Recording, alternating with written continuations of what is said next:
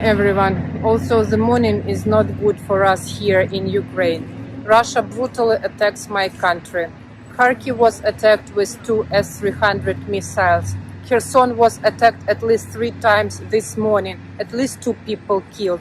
Terrifying images and news are coming from a Kryvyi Rih, where a Russian missile hit 9-story residential building. At this moment, at least 5 people are killed, 40 wounded, among them children.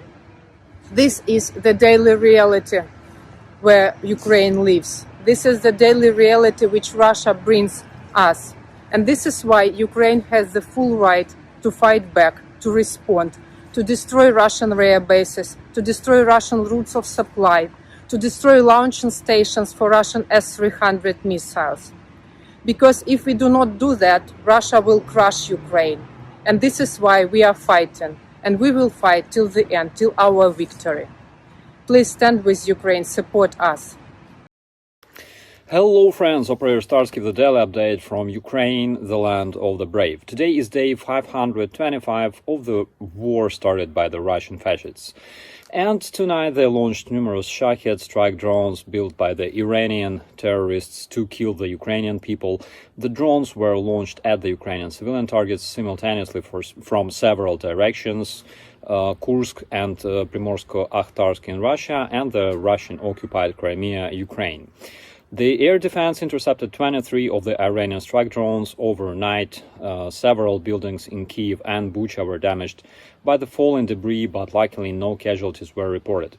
Also, the Russian terrorists hit the naval civilian infrastructure in South Ukraine, and the reason they keep striking facilities used to load grain and crops is because yesterday 3 cargo ships from Israel, Turkey and Greece showed the Russian terrorists a finger, and despite the so-called Putin's red lines, they entered the Ukrainian waters to load grain for the countries that need it.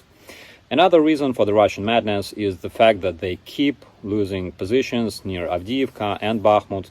Also, Russian terrorists attempted to improve their positions near Klishivka and Kurdyumivka, south of Bakhmut, but failed, losing numerous men. It was reported that 540 Russian terrorists became good in the past 24 hours, losing 27 artillery systems and 1 multiple launch rocket system.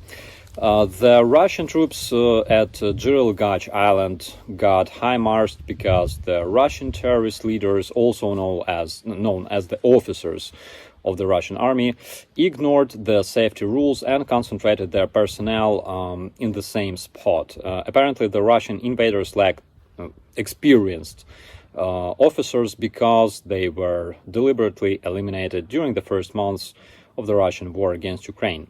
Also, the Russian fascists lost sleep because multiple explosions were reported in Bryansk and Moscow. It seems that the god of drones got mad at the Russians for striking the Ukrainian civilians and sent some of his punishers to remind the Russian fascists that those who bring war to the foreign country will bring it back home on the soles of their feet. It was also reported that a new trend emerged in Russia. There were already 11 cases of setting the Russian military recruitment buildings on fire. Will it help to stop the Russian invasion? That's unlikely, but to me it really looks like another sign that the chaos starts spreading in the terrorist federation, bringing it to a horrible and inevitable collapse. My name is Operator Starsky, reporting from Donbass, Ukraine. As always, be safe.